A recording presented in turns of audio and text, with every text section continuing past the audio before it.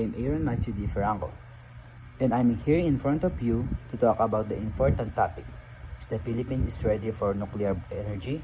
And where should be it built in our country?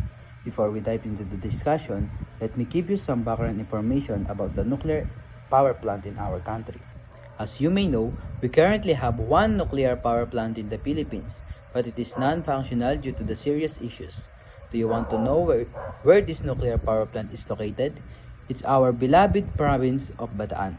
During the administration of Ferdinand Marcos Sr., the plan to build this nuclear power plant was announced in July 1973 during the martial law period.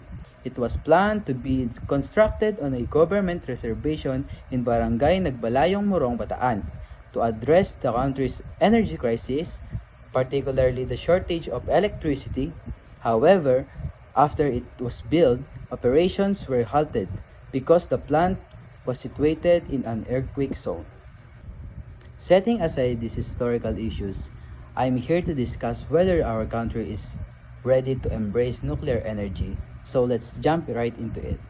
As a student, I believe that our beloved country is ready for this type of energy, not because we want to be one of the countries with a nuclear power plant, but because we need to address major problems such as a high cost of electricity that burdens many Filipinos.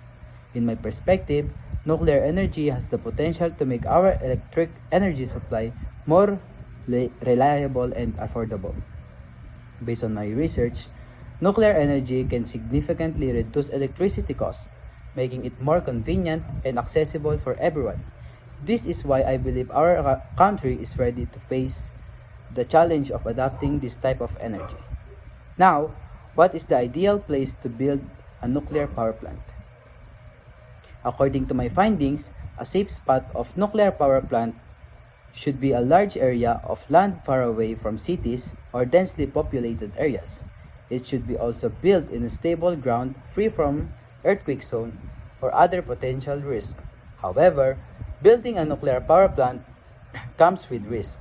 For example, we have the tragic case of Chernobyl disaster on April 26, 1986, which caused immense damage to Ukraine and cost as estimated 18 billion rubles. While nuclear energy poses with risk, it also has the potential to help our country improve its economy and energy security. In conclusion, while nuclear energy has its challenges, I believe that Filipinos is ready to explore this option to address our energy needs and make electricity more affordable. The key is ensuring safety and choosing the right location for such project.